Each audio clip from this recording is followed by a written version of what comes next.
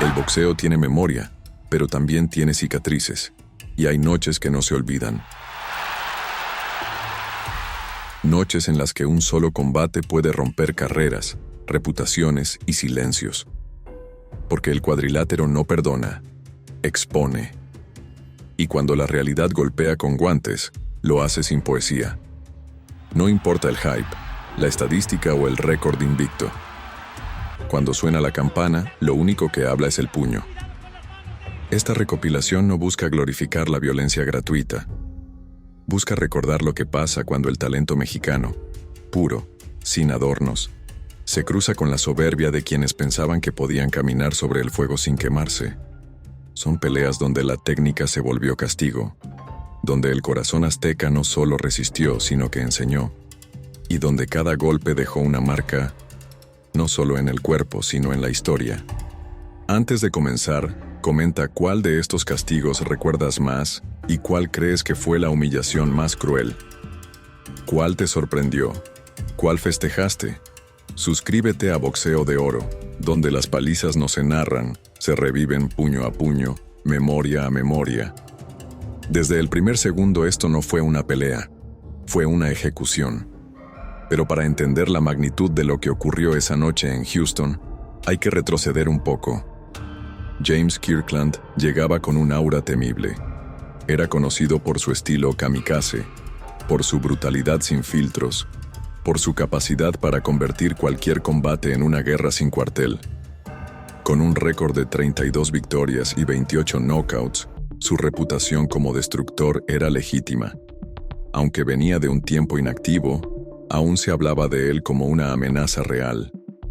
El regreso de Ann Wolf, su entrenadora legendaria, también avivaba la narrativa del renacer del monstruo. Para muchos, el combate ante Canelo sería su resurrección definitiva, la noche en que demostraría que aún quedaba gasolina en ese motor salvaje. Por su parte, Saúl Canelo Álvarez no necesitaba presentación. Era el rostro joven del boxeo mexicano, un peleador que ya cargaba con las expectativas de una nación entera. Aunque era criticado por algunos sectores por supuestos rivales a modo, llegaba con una motivación feroz. Kirkland no era cualquier rival, era una amenaza legítima, y Canelo lo sabía. Se preparó para una guerra, pero lo que ofreció fue una cátedra. Así que cuando sonó la campana, el ambiente estaba cargado. Houston rugía, y todos esperaban una batalla sin tregua. Pero muy pronto, quedó claro que esto no sería una guerra, sino una masacre anunciada. Canelo le demostró que hay niveles, y que el corazón, por sí solo, no basta cuando enfrentas a un asesino técnico con dinamita en las manos y cálculo en la mente. La pelea prometía ser una guerra. Kirkland tenía récord de knockouts brutales y venía dispuesto a intercambiar fuego desde el primer campanazo. Y cumplió.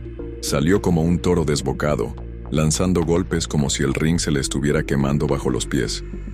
Pero Canelo no se dejó intimidar. Se mantuvo sereno, midiendo, observando, como un depredador que entiende que el caos inicial es solo espuma antes de la profundidad. En los primeros minutos, Kirkland conectó algunos golpes. Fue su momento. El público se encendió. Parecía que íbamos a tener una guerra pareja, hasta que Canelo le soltó una derecha en corto, como un latigazo, y el mundo de Kirkland empezó a tambalearse. El estadounidense no sabía que ese sería el principio de su hundimiento, porque Canelo no solo pega duro, pega con propósito. Cada golpe es una declaración, y esa noche, su mensaje era claro: no estás en mi liga. En el primer asalto, Kirkland ya tocó la lona. Canelo lo cazó con un gancho demoledor que lo mandó al suelo como si le hubieran desconectado los cables. De la escuadra, tú, Rodolfo, Canelo muy bien con esa mano derecha. Tengo el Canelo, debe de pelear muy peligrosísimo. De las últimas 14 peleas de Mandingo de los Astros de Houston, un entrador, y ahí está Mandingo Andina a protegerse de los envíos del Mandingo, salirse de las manos. Se queda quieto, con la mano con determinación, con decisión absoluta. El Mandingo tiene la mejor oportunidad de ganar un mejor futuro. Inicia tu bachillerato, tus metas, que arranque de pelea. Gran campeón mexicano. mano derecha. Tengo el Canelo, debe de pelear muy bien el contragolpe. incluyendo la que perdió en el primer episodio ante Nobuhiro Ishida con la mano izquierda a la derecha y lo depositó en la lona. El norteamericano se levantó con valentía, sí, pero ya estaba en piloto automático. Lo que siguió fue una cacería sistemática. Canelo se dio un festín con la defensa abierta y torpe de Kirkland. Ganchos al hígado, uppercuts, rectos. Cada combinación era un poema violento, escrito con el lenguaje de la precisión y la furia contenida. Cada vez que Canelo lanzaba un golpe, no solo lastimaba, dejaba en evidencia la brecha entre ambos. Le quedan 15 segundos a este primer capítulo. Sacude con la mano derecha y con la izquierda. Rápida, está metiéndole toda la metralla. Entra con guadaña arriba, una derecha, una izquierda durísima. Saca toda la velocidad y empieza a ver gran equipamiento interior. Esto es valor Chevrolet. Oportunidad de Kirkland de ligeramente reaccionar. No, creo que lo está cazando Canelo, Carlitos. Dando muy bien ese gancho bajo que le ha bajado mucho a Kirkland. Tambalea, poco a poco se fue recuperando, pero caramba, no le dio el tiempo de unir con movimientos de cintura, Marco. Sí, lo dices muy bien, fíjate, Sark, que cada golpe que le está dando le está tambaleando. Hay que salir Pero con un... yo muy bien. Está esperando un descuido de Kirkland para conectar ese gancho de izquierda. Intenta otra vez, Kirkland se equivoca. En terreno corto.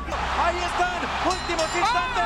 Llegó la campana. Kirkland seguía avanzando como si el corazón pudiera compensar la técnica. Pero el cuerpo no miente.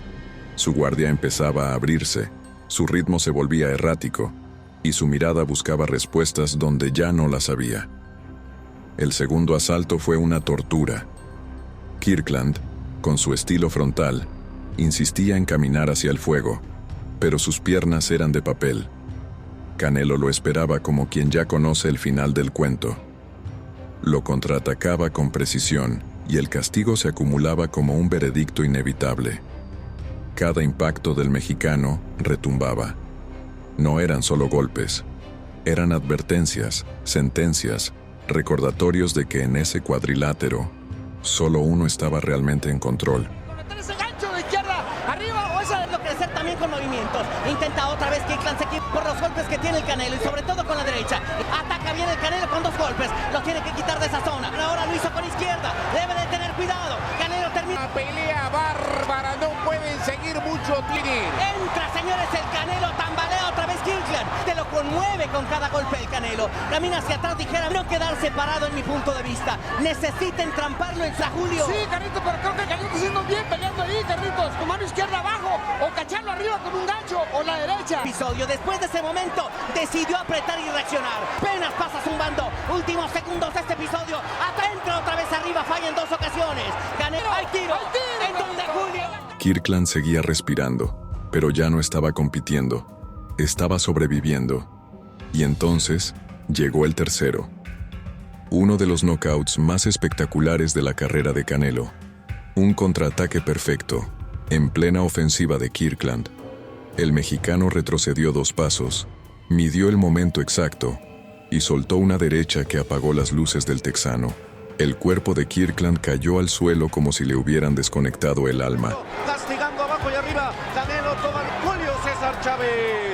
Sí, pero fíjate bien el Canelo ahí porque Kirkland está solamente fallando los golpes y Canelo está esperando uno por uno. Desordenado por instantes el ataque de James Ezequiel. Está tratando de que también se le termine la Dazor. Supuesto tener la posibilidad de reta con la izquierda y también con la derecha. Logra pacto. Se pasó por un instante. Ahí llega la izquierda y la derecha. Ahí está la respuesta del Canelo. Brazos que ha aguantado James Kirkland, él lo está agarrando de pie. ¡Durísimo! Entró el golpe. Dice que va para adelante. Puede llegar Canelo Álvarez. Aquí puede terminar la obra. Detrás de su presa. Y la mano derecha abajo. Y se acabó la pelea. Con esa tremenda derecha. El público se quedó en silencio por un segundo, luego explotó, porque acababan de presenciar algo que no se ve todos los días. Una humillación completa a un peleador feroz, por parte de un artista del castigo. Kirkland no volvió a ser el mismo después de esa noche. Fue su final simbólico, un punto de no retorno. Su carrera, marcada hasta entonces por agresividad y bravura, quedó teñida de dudas. El knockout no solo lo venció físicamente, lo quebró psicológicamente. Las secuelas fueron evidentes. Nunca volvió a brillar con la misma intensidad. Y su nombre, que alguna vez asustó a la división, pasó a ser recordado más por aquella caída monumental que por sus hazañas pasadas. Y Canelo, con apenas 24 años, mandó un mensaje estruendoso al mundo. No solo era la nueva joya del boxeo mexicano, era un ejecutor clínico, un peleador que podía combinar juventud, potencia y cálculo con una frialdad que helaba la sangre. Era una bestia serena, capaz de destruir con belleza. Cada movimiento suyo esa noche fue una mezcla entre arte y castigo, una sinfonía violenta que culminó con un golpe final que quedaría grabado en la retina del mundo entero. Ese knockout se repitió por meses en todas las cadenas deportivas del planeta, no solo por su espectacularidad, sino por lo que representó. El salvaje fue domesticado, el caos contenido, y el boxeador mexicano, una vez más, humilló a su rival en el idioma más universal del boxeo, el del golpe limpio y final. Una ejecución perfecta que elevó a Canelo y sepultó a Kirkland en un mismo instante. Lo que vendría después sería otra cátedra de fuego azteca. En cambio, Juan Manuel Márquez era el polo opuesto. Un pensador, un cirujano del cuadrilátero. Venía de una trilogía durísima con Juan Díaz, Floyd Mayweather y la segunda batalla con Juan Manuel Barrera. Ya estaba en su etapa de madurez, pero con la pólvora seca y los reflejos aún afilados. Lo que muchos esperaban era un duelo de estilos, pero lo que obtuvieron fue otra clase magistral del dinamita. Porque esa noche, en Las Vegas, el mexicano no solo defendía títulos, defendía su legado. Y lo haría desmantelando, golpe por golpe, a uno de los peleadores más temidos del momento. El combate fue un choque de dos mundos que nunca iban a hablar el mismo idioma. Katsidis intentó imponer su ritmo desde el inicio, lanzando ráfagas de golpes, acortando la distancia y buscando forzar el intercambio cuerpo a cuerpo. Su plan era claro: apagar el cálculo de Márquez con presión desmedida. Pero el mexicano, fiel a su estilo quirúrgico, no se inmutó. Se mantuvo firme, midiendo cada paso, cada ángulo, cada error. Y cada vez que Katsidis cruzaba esa línea imaginaria entre el impulso y la desesperación, Márquez lo castigaba con precisión clínica. Right hand. Good body shot by Marquez. Good right hand here. Marquez straying low with that left hand. Double jab by Marquez.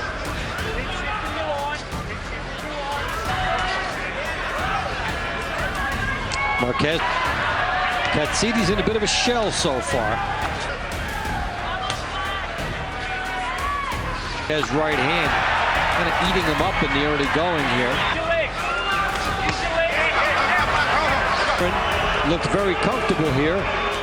El público sentía la tensión. Uno avanzaba con rabia, el otro respondía con sabiduría. Cada golpe de Márquez era una lección. Cada fallo de Katsidis, una consecuencia. Pero fue en el tercer round, cuando el guión pareció romperse. Una izquierda fulminante de Katsidis derribó a Márquez. El mexicano tocó la lona, y por un instante, la arena enmudeció. Pero se levantó de inmediato, con una serenidad que helaba la sangre. Ese golpe, lejos de desmoronarlo, activó su modo más despiadado.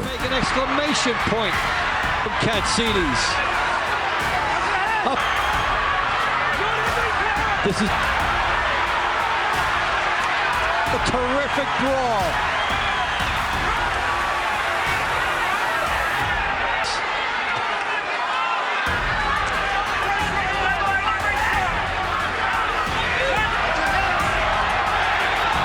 Katsidis, if he could finish what he started with that left hook.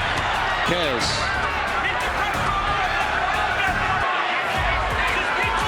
Nice uppercut.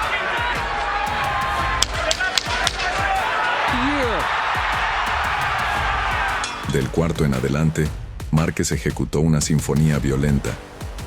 Ganchos al cuerpo, combinaciones largas, uppercuts al mentón. Cada acción tenía intención. Katsidis, valiente hasta el límite, seguía yendo al frente, pero sus entradas se volvían castigos. Su rostro comenzaba a desfigurarse, su defensa era un espejismo. Márquez no solo lo contragolpeaba, lo leía. lo esperaba y lo fulminaba. Con cada asalto, el mexicano desarmaba no solo al peleador, sino al mito de invulnerabilidad que rodeaba al australiano.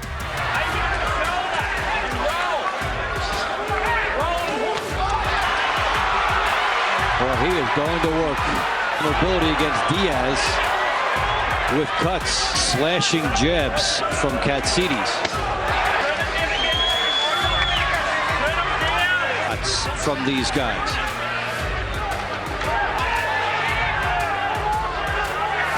Marquez. Katsidis dipping and throwing a nice hook. Good round 4. Round tras round, la diferencia técnica se volvía un abismo. Márquez parecía moverse en cámara lenta mientras Katsidis se aceleraba hacia su perdición. En el cuarto y quinto round, el mexicano ya tenía descifrado el patrón del australiano. Cada vez que Katsidis intentaba entrar con volumen, era interceptado por combinaciones limpias, secas, que no buscaban impresionar, sino castigar con inteligencia.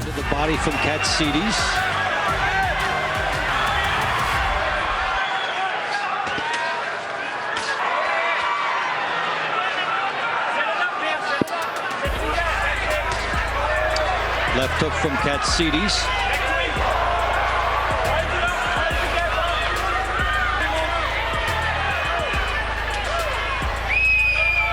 Look at the good work on the inside from both. Has won that exchange. After fighting effectively.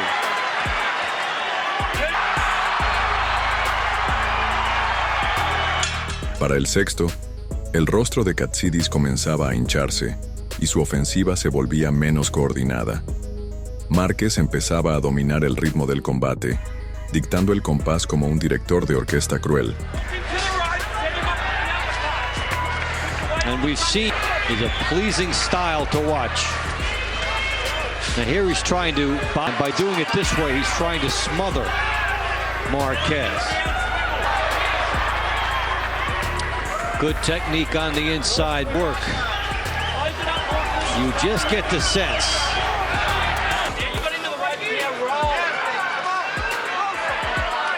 Shots from Marquez. Katsidis with a hook. Good hook fouls. Let's keep on going. Exceptional training being shown by both guys.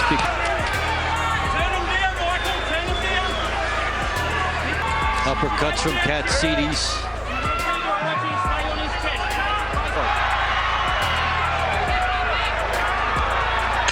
El séptimo fue un asalto de exhibición. El dinamita lo castigó con uppercuts y rectos en el contragolpe, haciendo que el ímpetu del guerrero se estrellara una y otra vez contra una muralla de cálculo. In round 3, and look at to keep this going.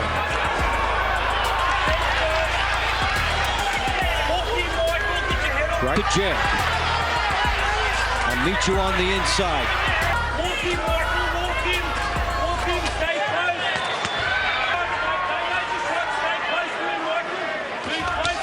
Good left. Marquez has been a terrific second. Marquez, 37, able to do this.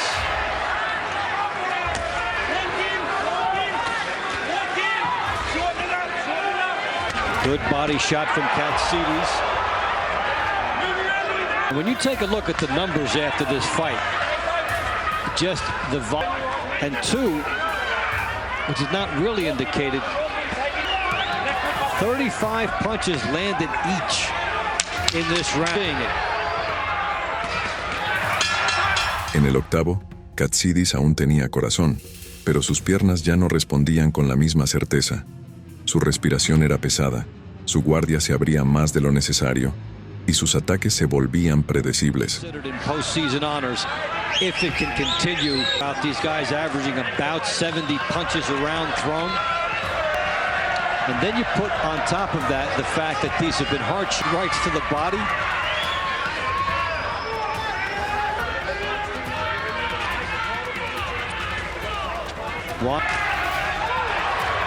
Motivated by the death of his brother. Base of this fight. Good uppercut by Cat.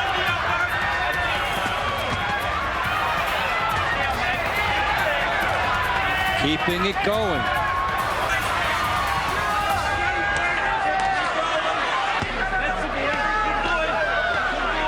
So far, this is for Bryant. Márquez lo sabía. Estaba cerrando el círculo. Y entonces llegó el noveno. Fue ahí donde la tortura alcanzó su clímax. Una ráfaga quirúrgica, precisa, compuesta por combinaciones en 3 tiempos, dejó a Katsidis completamente expuesto. El referee, sabio, detuvo el combate antes de que la humillación fuera irreversible. 37.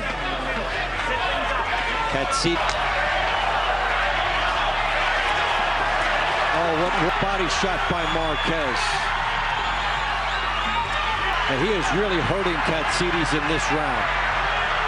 As he can smell it. Oh, what an uppercut by Marquez. Katsidis is too proud for his own good. Katsidis' corner is going to have to enter. We've seen something come out of Katsidis. Fue una victoria por nocaut técnico, pero más que eso, fue una humillación intelectual. Katsidis vino a destruir y terminó desarmado por un mexicano que no solo pega, piensa. Márquez no necesitó correr ni esconderse. Lo enfrentó de frente, lo desarmó golpe por golpe y le enseñó que el boxeo no se gana solo con huevos. Se gana con mente, con cálculo y con manos precisas. Lo redujo a su esencia más básica y lo exhibió como un alumno en su primer día de clase. Porque en la escuela mexicana del boxeo, la valentía sin inteligencia es solo carne para el sacrificio. Y Márquez, con su temple y frialdad, dictó una lección que todavía resuena en los rincones del ring. No se trató de una pelea de intercambio brutal. Se trató de una coreografía precisa, donde cada movimiento estaba pensado para desmontar no solo la estrategia de Katsidis, sino su fe ciega en que podía intimidar al pensamiento. Esa noche, aprendió que hay estilos que no se quiebran con presión, sino que se alimentan de ella. Y así, otra víctima más cayó bajo la escuela mexicana. Una escuela donde no basta con aguantar, hay que saber cuándo y cómo castigar. Donde el castigo no es salvaje sino quirúrgico. Lo que seguía en esta lista sería aún más brutal, más hiriente, más inolvidable. En una esquina, el invicto, el medallista olímpico, el boxeador veloz, preciso, bendecido por la crítica y el estilo estadounidense. En la otra, el mexicano invencible.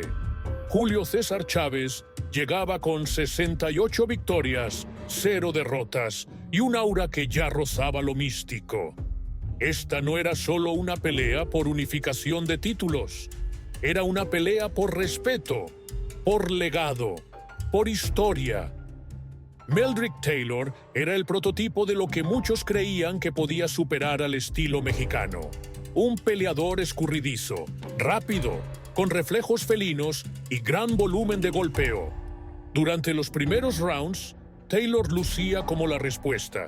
Se movía con agilidad, entraba y salía, lanzaba combinaciones en ráfagas. Sus golpes eran veloces y parecía que Chávez no podía atraparlo. They're using it to set up other punches, not to do damage as they finish that exchange.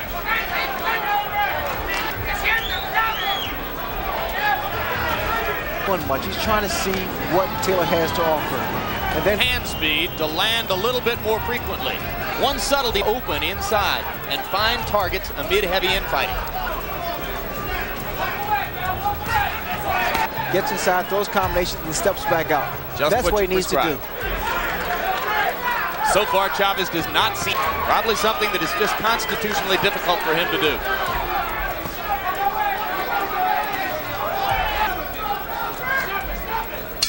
Pero lo que muchos olvidaron es que Julio no peleaba el primer round, ni el segundo. Él peleaba la totalidad. Cada golpe que recibía lo absorbía como información. Cada centímetro que perdía lo cobraba con castigo al cuerpo. Mientras Taylor ganaba puntos, Chávez invertía en dolor. Desde el tercero, el mexicano comenzó a sembrar su estrategia. Cada jab al torso era un ladrillo en una estructura que se caería por su propio peso. Y así, sin apurarse, empezó a construir una trampa de desgaste. To me, Ray, so far, is that Taylor has been landing many more Chavez's forte, the body shots. In fact, he's abandoned that. Starting and finishing most exchanges. This is another right hand. But you see the frustration on Chavez's face. He can't get... Meldrick trading uppercut for uppercut and landing.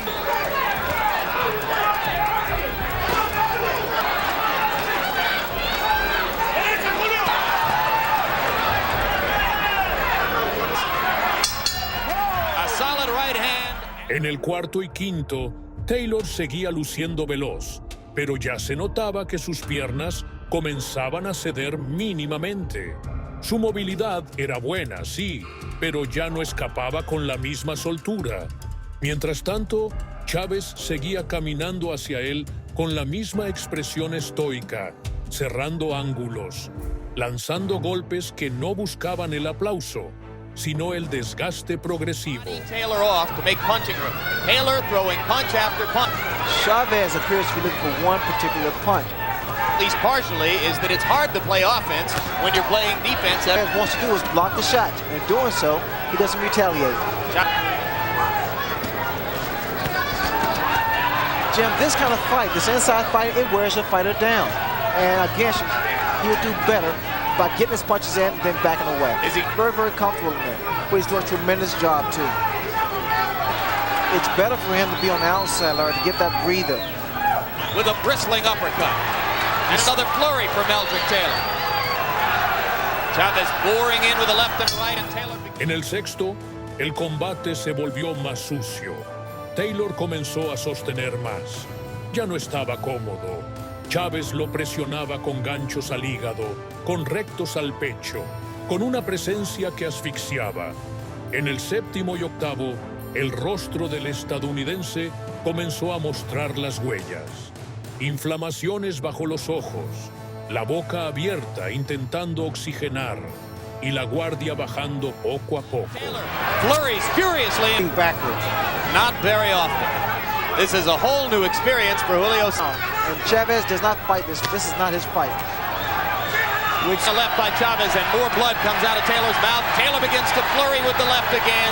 It fought in the last 20 years. And if there was in Roberto Duran's fight, it's been just the opposite. He is forcing Chavez to fight his fight. And Chavez again backs up. Chavez up. I like to see those double left hooks thrown by Meldrick Taylor. There's something you never saw. Meldrick Taylor motioning Chavez to... El noveno fue un punto de inflexión. Taylor, aún veloz, ya no podía evitar el contacto. Chávez lo cazaba con precisión quirúrgica. Un gancho al hígado lo dobló brevemente, y aunque respondió con una ráfaga de golpes, eran más para ahuyentar que para dañar. El ritmo del combate había cambiado. Ya no era el estadounidense el que bailaba en el ring. Era el mexicano el que dictaba el compás. Coming into this bout, an underdog against the unbeaten Julio Cesar. Taylor may well have won every round.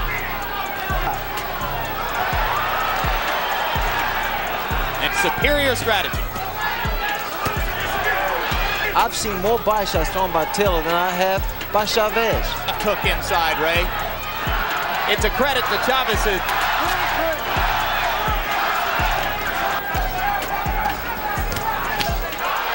Chavez looks at everything like that in the bout. And what you see here again. And finally, Richard Steele gives Taylor a serious warning about low. Para el décimo y el undécimo, Taylor peleaba con valentía, pero con señales claras de deterioro. Sus combinaciones ya no tenían la misma explosividad. Sus desplazamientos eran más circulares, más defensivos. Y Chávez implacable. seguía castigando al cuerpo, minando no solo lo físico, sino la voluntad de un peleador que creía tener la victoria en el bolsillo.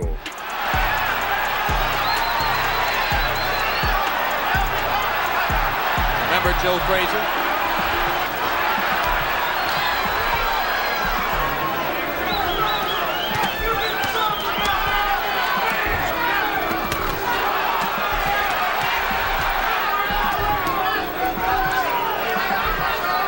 In a boxing career with as many or more consent-go record, which was such a landmark in the history of the sport. Comes toward a close. Julio Cesar Chavez must begin to count. He will see his streak end before thousands of his countrymen. Cuando llegó el 12º asalto, Taylor ganaba en las tarjetas, pero a un precio altísimo. Su rostro era una máscara de hematomas. Sus piernas respondían por inercia, y fue ahí, con 20 segundos restantes, que Chávez soltó una derecha cruzada que lo desarmó. Taylor cayó, aturdido, golpeado no solo por la mano, sino por el peso acumulado de 11 rounds de castigo. Aunque se levantó, su cuerpo ya no hablaba con claridad. Sus ojos estaban vacíos, y Richard Steele, el árbitro, tomó una decisión que partió al mundo del boxeo en dos. Detuvo la pelea. Faltaban solo 2 segundos. Pero para Meldrick Taylor, el tiempo ya no existía. Solo quedaba la derrota.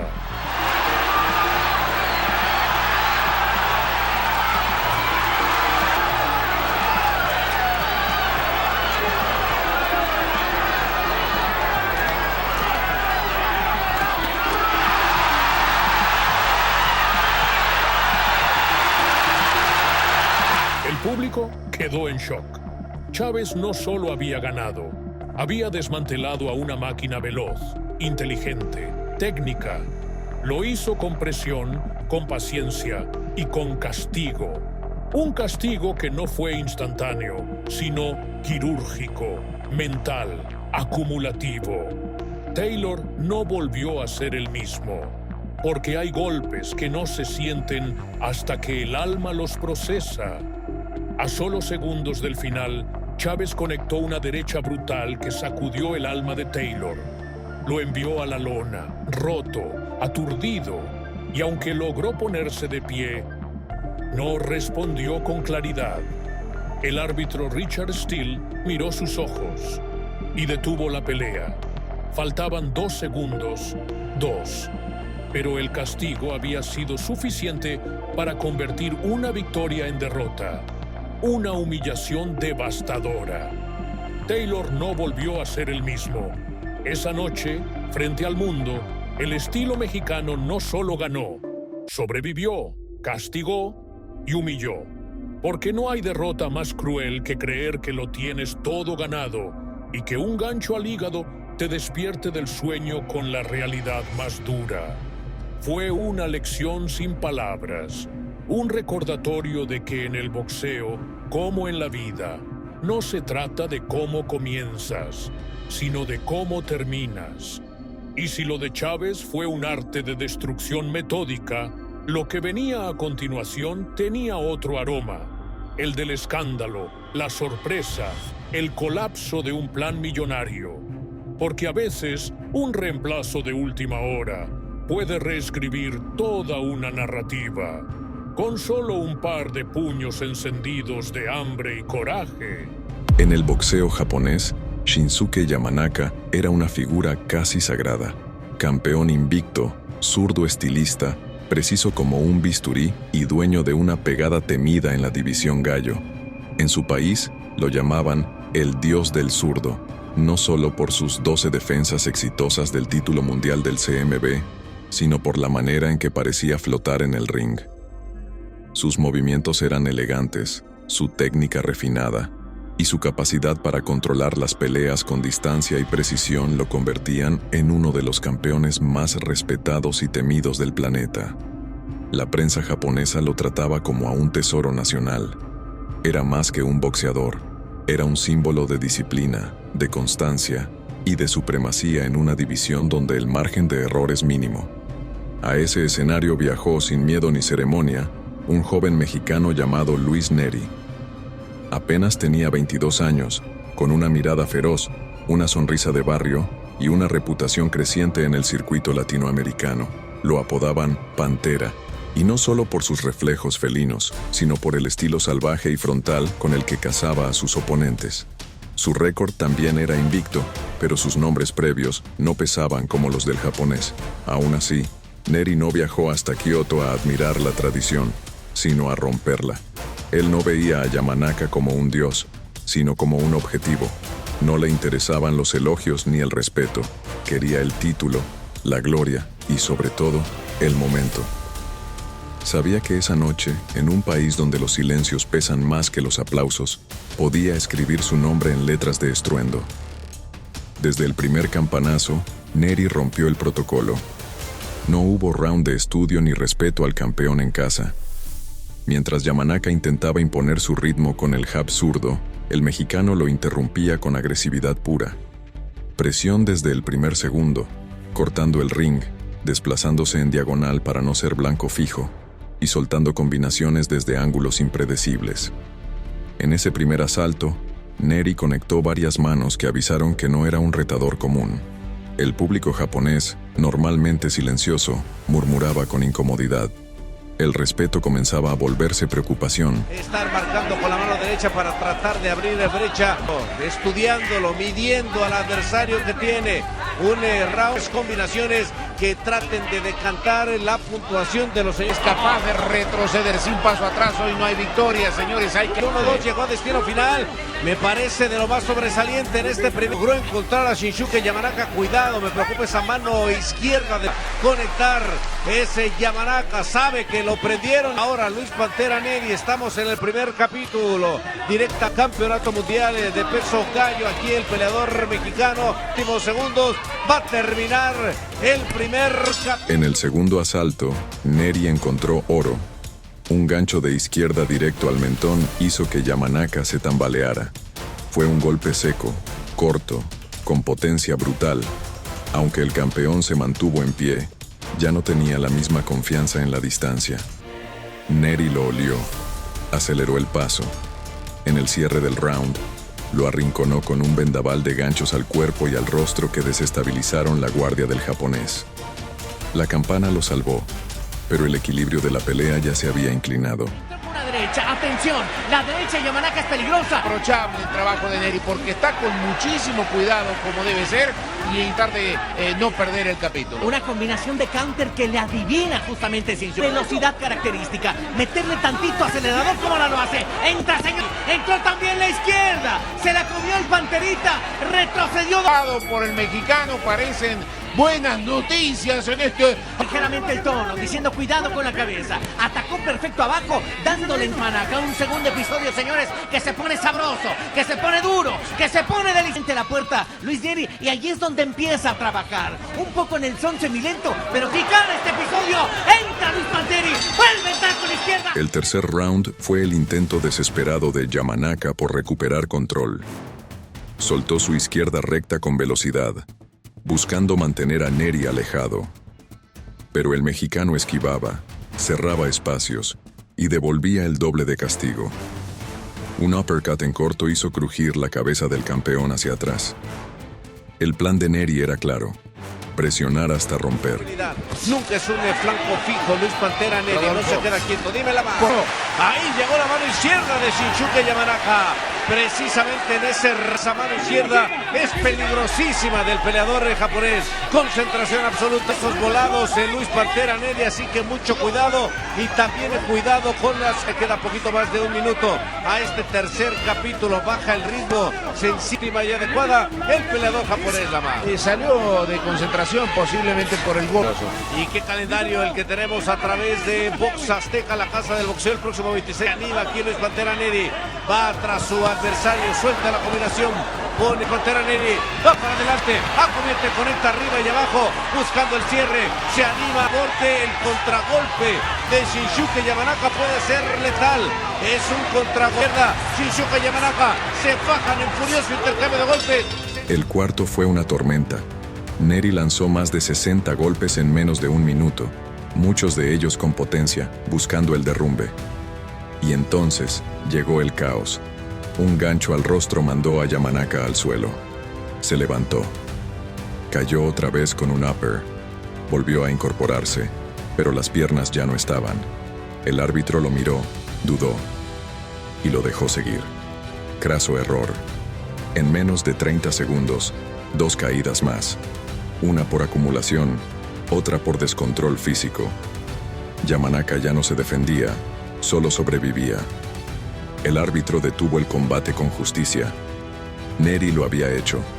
En menos de 5 asaltos, destruyó el mito del campeón intocable, en su casa, con su gente, sin pedir permiso ni perdón. ¡Del Pantera Nery! ¡Aquí, señores, en Japón! En grandes aspiraciones, las está... ¡Nery vuelve a entrar, señores! ¡Izquierda sabrosa! ¡Tambalasi que se está llevando la golpiza de su vida! ¡Cuidado con las manos, Nery! ¡De quien puede! ¡Vuelve a atacar el Pantera! ¡Y le ha parado el gol! La humillación no fue solo deportiva, fue simbólica. Un joven mexicano había derribado a un ídolo nacional con una mezcla de hambre, ferocidad e inteligencia táctica. El silencio que invadió la arena fue el reconocimiento involuntario de una verdad brutal. Esa noche, el mejor no era el local, era el visitante con puños hambrientos. Luis Nery no solo destronó a Yamanaka, lo humilló en casa, frente a su gente, arrebatándole el invicto, el título y el aura de intocable. Fue una de esas noches donde el boxeo mexicano se viste de verdugo, donde el castigo no viene con aviso, viene con hambre, y también con precisión quirúrgica, con estrategia y sangre fría. Porque Nery no peleó con desorden, lo hizo con brutal exactitud, con la determinación de quien sabe que no habrá segunda oportunidad. Y con eso, la historia quedó sellada. Un mexicano había viajado al otro lado del mundo para recordarle al planeta que la furia azteca no entiende de ídolos, ni de pronósticos, ni de fronteras, que la distancia no enfría el fuego interno, y que a veces, un reemplazo de última hora puede reescribir toda una narrativa, con solo un par de puños encendidos de hambre, coraje y destino. ¿Cuál de estos castigos te pareció el más brutal? ¿Hay algún otro combate donde un mexicano haya hecho morder el polvo a un favorito que deberíamos incluir en la siguiente entrega? El boxeo no se trata solo de títulos o fama, se trata de demostrar quién tiene más corazón cuando las luces ciegan y el ruido abruma. Estas peleas fueron lecciones vivientes de que nunca se debe subestimar al que viene desde abajo, ni dar por sentado al que pelea con el alma. Porque en el ring todo se cobra. Y cuando un mexicano decide cobrar con los puños, la cuenta suele saldarse con sangre y silencio. Si disfrutaste revivir estos momentos de gloria, castigo y humillación, suscríbete a Boxeo de Oro y únete a una comunidad donde el respeto se gana golpe a golpe. Comparte tu opinión en los comentarios. Que el debate también se pelea con palabras.